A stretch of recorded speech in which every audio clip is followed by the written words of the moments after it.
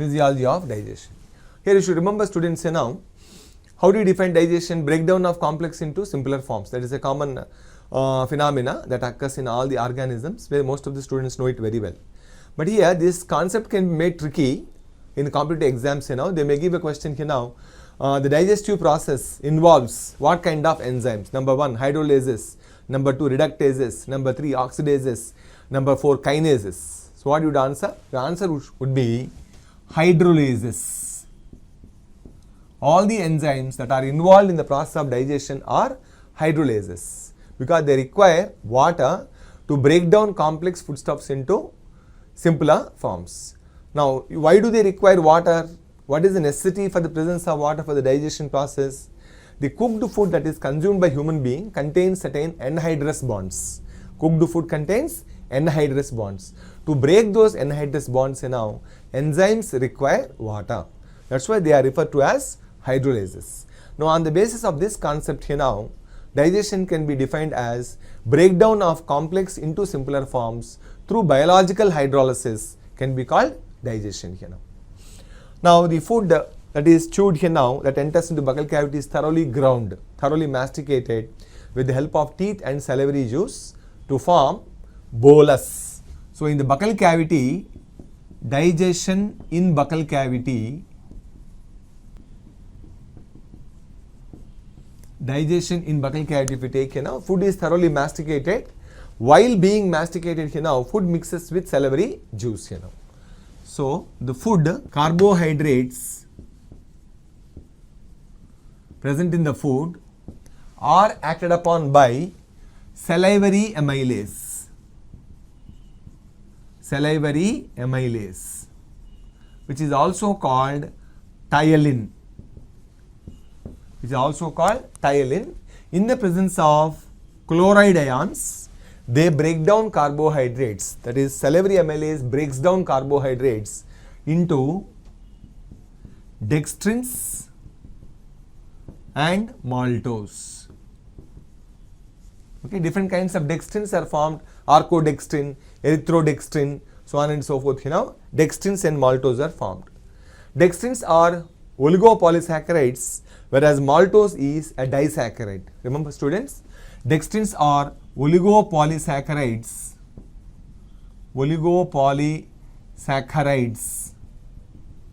whereas maltose is a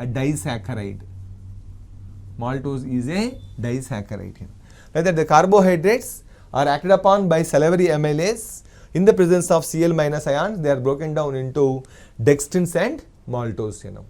Partially digested food in buccal cavity is called bolus. Partially digested food in buccal cavity is called bolus. In case of cattle, that is Artiodactyla and Perissodactyla, the mammals which belong to the order Artiodactyla and the mammals which belong to the order Perissodactyla, the partially ground food in buccal cavity is called cud. That's why you call those animals cud chewing animals. They are all cud chewing mammals, whereas in human being it is called bolus. Okay. Then apart from this, salivary juice also contains lysozyme. Salivary juice also contains lysozyme, which is a bactericidal enzyme, kills bacteria that enter buccal cavity along with the food So salivary juice thereby acts as antiseptic digestive juice by containing lysozyme.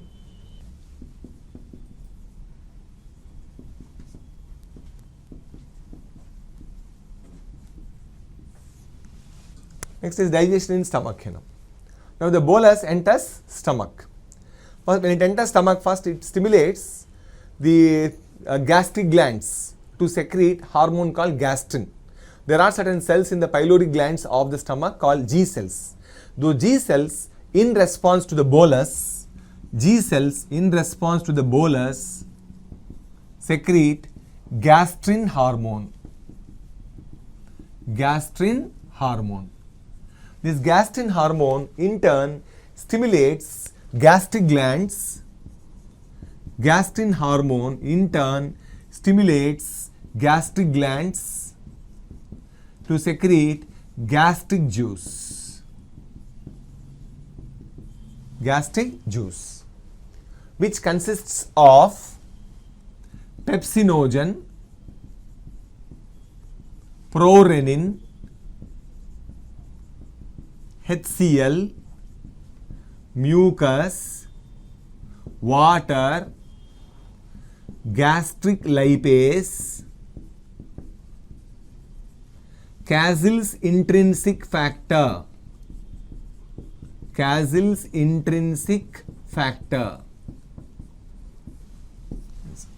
All of them put together called gastric juice, you know. Pepsinogen, prorenin, HCl, mucus, water, gastric lipase and Cassell's intrinsic factor. What is the function of Cassell's intrinsic factor? It facilitates absorption of vitamin B12. It enhances the rate of absorption of vitamin B12. Remember students, this is the most important point again. Competitive exam point of view, unless there is Cassell's intrinsic factor, your stomach cannot absorb vitamin B12 from the foodstuffs, you know. The next you have mucus. Mucus lubricates the passage of food, you know. Mucus lubricates the passage of food. It also forms a thin layer all over the gastric epithelium and thereby protects the gastric epithelium from being eroded by acidic enzymes, from being eroded by HCl and other enzymes, you know. Then apart from this, gastric juice also has NaHCO3, sodium bicarbonate. Gastric juice also contains NaHCO3. That NaHCO3 suppresses the acidity. Whenever more acidic nature is created in the stomach, that acidic nature is suppressed by NaHCO3 of gastric juice, you know. The next you have HCl. What are the important functions of HCl? HCl imparts acidic medium for digestion. Imparts acidic medium for digestion. But digestion of proteins in stomach takes place in acidic medium. That acidic medium is accomplished by HCl, number one. Number two, it kills bacteria. Kills bacteria and thereby prevents putrefaction of food, decomposition of food. Along with the food, sometimes pathogens enter. All those pathogens are killed by HCl here. The next, number three, it inactivates ptyalin. Inactivates ptyalin. When you have your food here now, along with the bolus, sometimes ptyalin also enters into the stomach, but ptyalin activity is curtailed by means of HCl here now. The next, it enhances the rate of absorption of inorganic salts. Inorganic salts. Enhances the rate of absorption of inorganic compounds present in the digested food, you know. Then it also converts inactive enzymes into active form. Those pepsinogen and prorenin, both of them are secreted in inactive form, you know. The inactive enzymes are converted into active form in the presence of HCl, you know. So these are the most important functions of HCl, you know. Enzymatic activity, if we take here now, prorenin is converted into renin by HCl. Prorenin is in zymogen form, converted into active form called renin, you know. Active form called renin. So HCl helps in converting the zymogen form into active form, you know. What is zymogen? Here you may get a question here now on the basis of the zymogens also. Most of the proteolytic enzymes in the human body, trypsinogen, chymotrypsinogen, procarboxypeptidase, then pepsinogen, then prorenin, all of them are secreted in inactive form, in zymogen form. They are secreted in zymogen form to prevent the erosion of the innermost layer of the digestive tract. Suppose they are secreted in active form directly, instead of breaking down the substrate into simpler forms, they may damage the innermost layer of alimentary canal and they may lead to the ulcers, you know. So innermost layer of the alimentary canal is prevented from being damaged by the proteolytic enzymes by secreting them in inactive form. So these inactive enzymes in the presence of substrate are converted into active form, so that the active forms of enzymes act upon the substrate and break down the substrate into simpler forms instead of damaging the epithelium of the gut. So those inactive forms of enzymes are called zymogen forms. Here you have a HCl that converts prorenin into renin. In the same way, HCl also converts pepsinogen into pepsin, which is again zymogen is converted into active form by HCl. Okay, pepsinogen is also secreted in zymogen form, converted into active form called pepsin. And once certain amount of pepsin is formed, through autocatalysis, that pepsin converts remaining amount of pepsinogen into pepsin. So through autocatalysis, now, the pepsin can convert the remaining amount of pepsinogen into pepsin. That is, HCl is no longer required. Once certain amount of pepsin is formed, the pepsin itself acts as an activator for the remaining amount of pepsinogen. Now, what is the function of renin here now? Renin converts the milk protein casein into para-casein. Milk contains a protein called casein. Milk contains a protein called casein, which is a phosphorus-rich compound. Phosphorus-rich protein. That casein, in the presence of renin, is converted into para-casein. The para-casein, in the presence of renin and calcium ions, converted into calcium para-casinate. Calcium para-casinate. In the presence of calcium and renin, the para-casein is converted into calcium para-casinate, which is also called curd. That is, curdling of milk takes place in the stomach in infants. And remember, students, the most important concept here now, entrance point of view, the renin is present only in infants. In case of cows, it is present in the younger ones called calves, and in case of human being, it is present only in infants. It is absent in adults. You may ask this question. How is the milk digested in adults? In adults, it is digested by pepsin directly. Pepsin, sometimes it is digested even by trypsin also, but they don't have any separate enzyme. Why pepsin is absent in adults? Because adults, apart from milk, they take even other foodstuffs also. In infants, milk is a staple food. That's why they have a separate enzyme to bring about digestion of milk protein called casein. Whereas adults, besides milk, they take other foodstuffs also. That's why they do not have a separate enzyme to break down the milk protein, that is casein. That is one reason. Another reason is this renin requires low acidic medium to break down the para-casein into calcium para-casinate. As the child grows old, the acidic condition increases in the stomach. Under a high acidic condition, renin is not functional. Under high acidic condition, renin is not functional. It requires low acidic medium, which is prevalent in the stomach of infants so it can easily facilitate breakdown of milk protein into simpler forms. As the child grows older, the acidic condition increases due to secretion of more amount of HCl, where the renin becomes non-functional. That's why they have got a separate enzyme to break down milk protein called pepsin. Now, once this calcium para-casinate is formed, even in infants the calcium para-casinate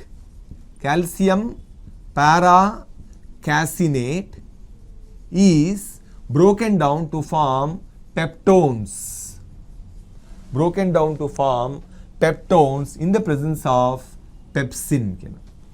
Complex proteins called peptones in the presence of pepsin. So even in the infants this reaction is catalyzed by renin.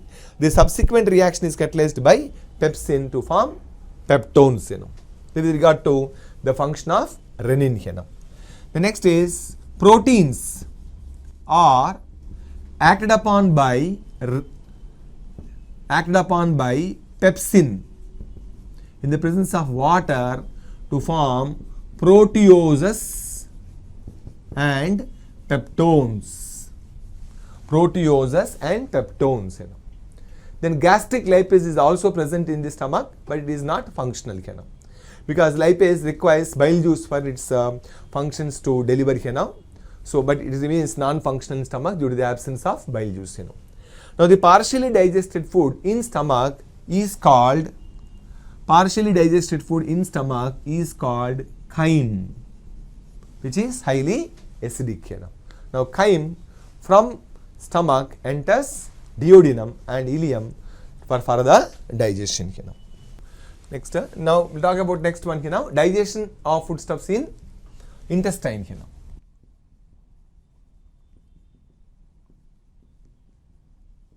Digestion of food in intestine.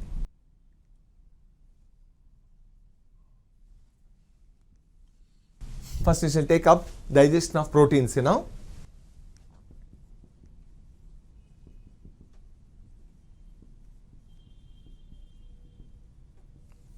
Digestion of proteins. To start with, trypsinogen. What is the source of secretion? Trypsinogen is the digestive juice of pancreatic juice. It is a digestive juice present in pancreatic juice. Is it in zymogen form or active form? It is in zymogen form. Now this is converted into trypsin in the presence of enterokinase. Remember, students, they must remember this point in the most important point here now for the entrance exam point of view. Enterokinase is secreted by intestinal glands, but it is not an enzyme. It only acts as an activator. And it is also called enteropeptidase.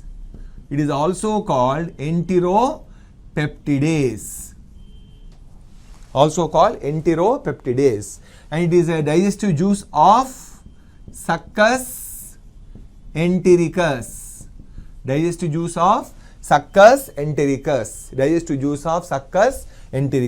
So enterokinase or enteropeptidase is a digestive juice of succus entericus.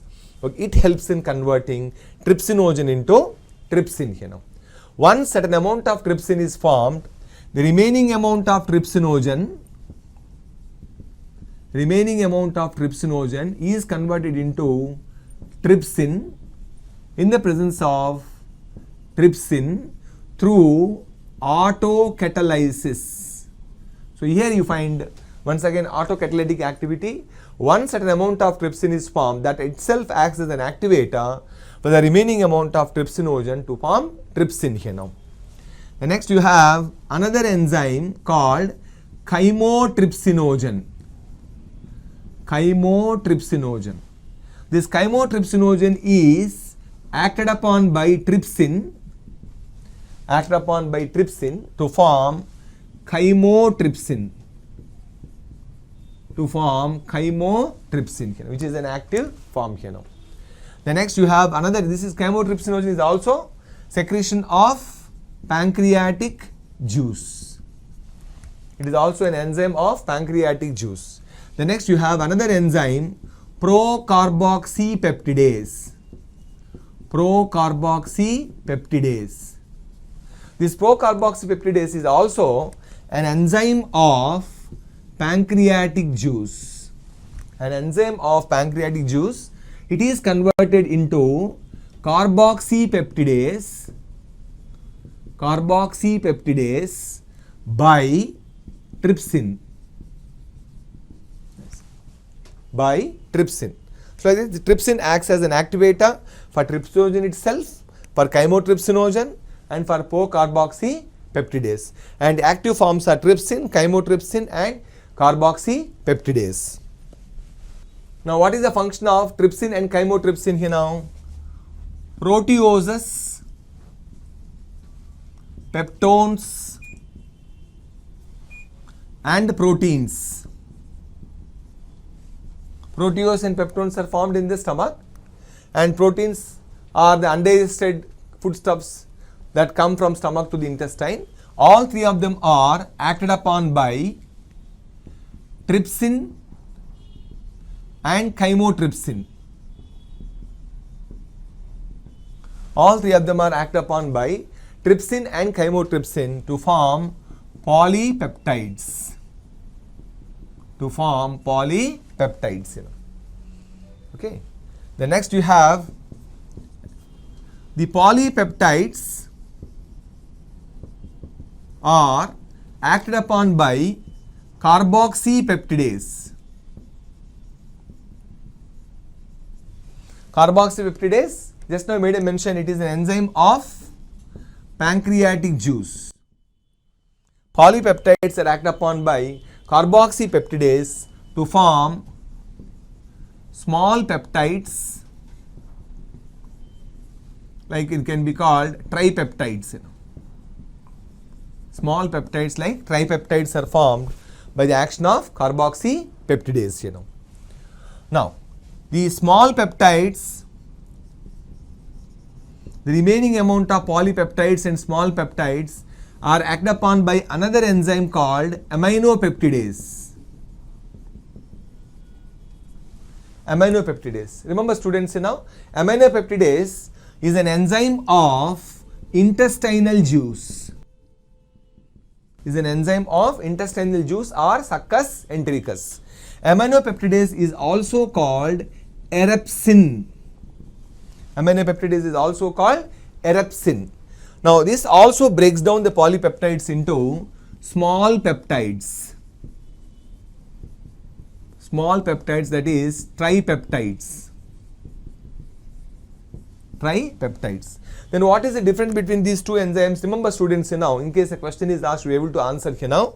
Carboxypeptidase breaks down the polypeptide chain at carboxylic group level, whereas aminopeptidase breaks down the polypeptide chain at amine group. I have already made a mention here now. If you take an amino acid, it has an alkyl radical group, hydrogen atom, COOH group and amine group. It has amine group, a carboxylic group, an alkyl radical group which varies from amino acid to amino acid, and a hydrogen atom here now. If an enzyme breaks a polypeptide at amine level, you call it aminopeptidase here now. If it breaks a polypeptide at carboxylic group level, you call it carboxypeptidase. So carboxypeptidase breaks down the long polypeptides into short peptides by breaking them at carboxylic group level.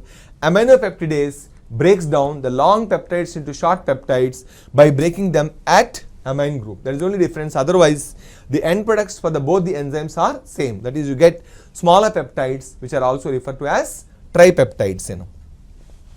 Next you have tripeptides are acted upon by tripeptidase. Tripeptidase is an enzyme. Tripeptidase is an enzyme of succus entericus. It is an enzyme of succus entericus. So the tripeptidase breaks down the tripeptides into dipeptides. Now dipeptides are acted upon by dipeptidase of succus entericus. It is also an enzyme of intestinal juice that breaks down the dipeptides into amino acids. Amino acids. Like that, complete digestion of proteins takes place in the intestinal region, where the end products of amino acids. Now dear students, you should remember this point, the most important point. On the basis of mode of functioning, the proteolytic enzymes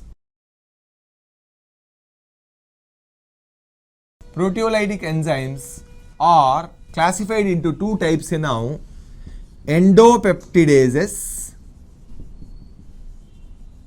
exopeptidases. What are they? Endopeptidases, exopeptidases. Endopeptidase is a proteolytic enzyme that breaks the long polypeptide chain into short chains. You have a long polypeptide chain consisting of several amino acids. Those longer chains are broken down into shorter chains by endopeptides, like pepsin, renin,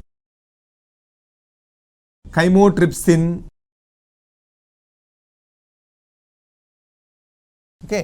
trypsin. These are all examples for endopeptides, Pepsin, renin, chymotrypsin and trypsin are endopeptides where they break long polypeptide chains into short chains, Exopeptides break the polypeptide chains only at the terminal level. Suppose they are all amino acids now. Several amino acids are there linked together by hydrogen bonding here now. The exopeptidases go on removing terminal amino acids one after the other. And thereby break the short chains into simpler amino acids. Here long chains are broken into short chains. Here short chains are broken into amino acids by means of exopeptidases. What are the examples for exopeptidases? You have carboxypeptidase, aminopeptidase, tripeptidase, dipeptidase. All these come under exopeptidases. Now we have learnt about the digestion of proteins. Now we shall move on to the digestion of carbohydrates. Now the carbohydrates now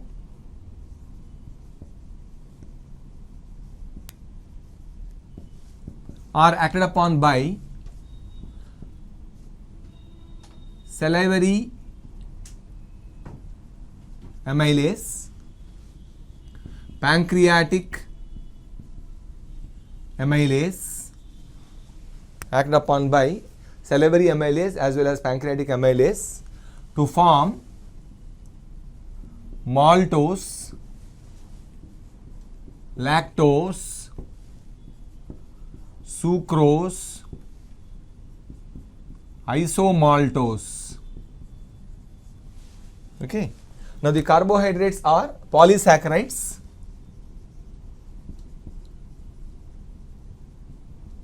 Carbohydrates are polysaccharides with many molecules of glucose, and they are broken down to form maltose, lactose, sucrose, isomaltose, which are disaccharides. They contain 2 molecules of glucose here. Now next you have maltose. This is commonly called malt sugar or barley sugar. It is broken down to form 2 molecules of glucose by maltase, by enzyme called maltase. Maltase is an enzyme of succus entericus. It is an enzyme of succus entericus. The next you have isomaltose. It is also a disaccharide acted upon by isomaltase of succus entericus to form 2 molecules of glucose. The next you have lactose. Lactose is commonly called milk sugar.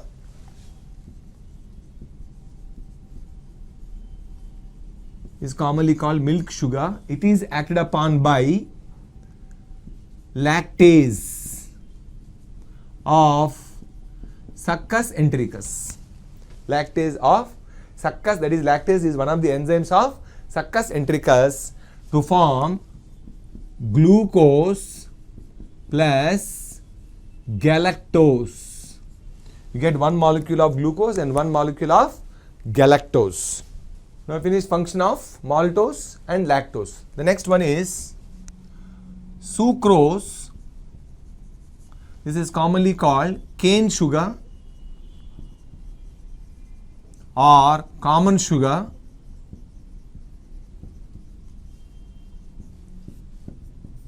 cane sugar or common sugar. This is acted upon by enzyme sucrase. Sucrase is also called invertase of succus entericus. It is also present in succus entericus to form glucose plus fructose. Okay, glucose is commonly called grape sugar. Fructose is commonly called fruit sugar. Fructose is commonly called fruit sugar. The sweetest sugar of all sugars is the fructose, Fruit sugar, glucose is grape sugar, and sucrose is cane sugar or common sugar. The sugar which is used for household purposes is the sucrose, Like that, all the disaccharides are broken down to form monosaccharides, Okay. Like maltose is broken down to form 2 molecules of glucose. Isomaltose is broken down to form 2 molecules of glucose. Sucrose is broken down to form glucose and fructose. Lactose is broken down to form glucose and galactose. Like that, complete breakdown of carbohydrates takes place in the intestine in the presence of various enzymes to form monosaccharides, which can be absorbed by the intestinal epithelium. The next, now you have digestion of fats.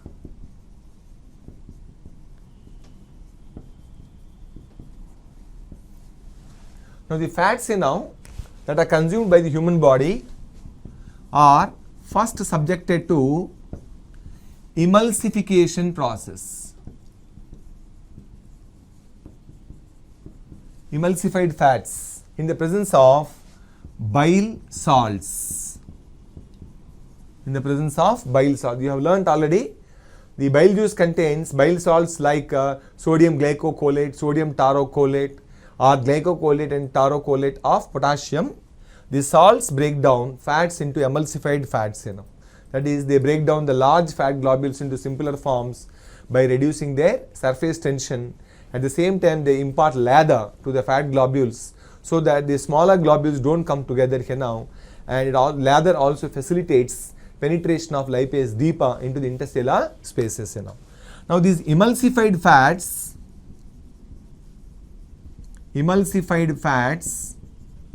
are acted upon by lipase, which is also called steapsin, of pancreatic juice and succus entericus. It is present both in pancreatic juice and succus entericus. That lipase breaks down emulsified fats into triglycerides.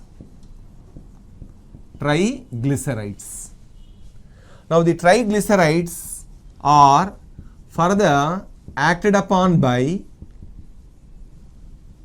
the same enzyme, that is lipase, to form diglycerides.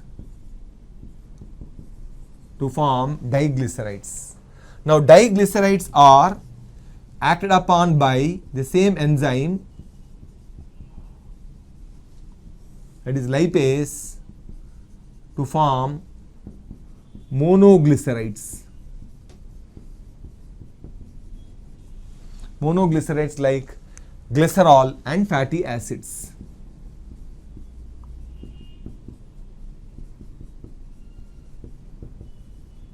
Where the digestion of fats takes place in the intestinal region. Next, you have digestion of nucleic acids.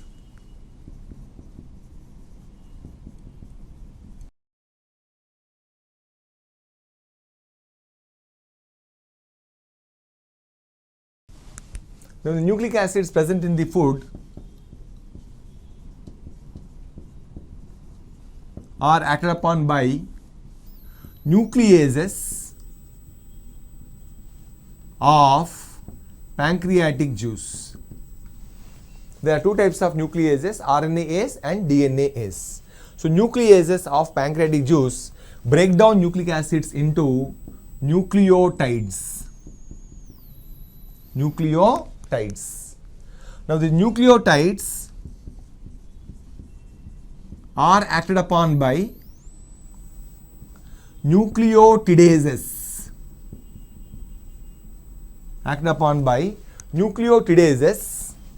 Of succus entericus. Remember students, Nucleotidases are the enzymes present in succus entericus.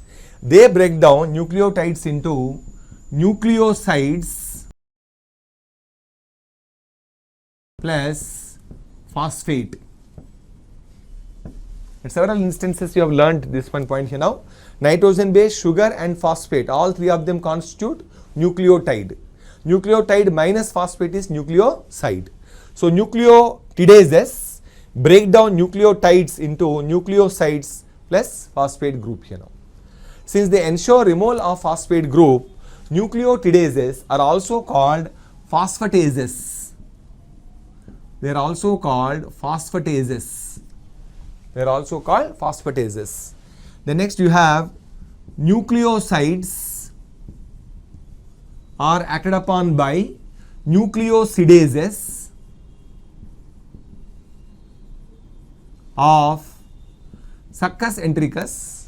Nucleosidases of succus entericus to form nitrogen base plus sugar.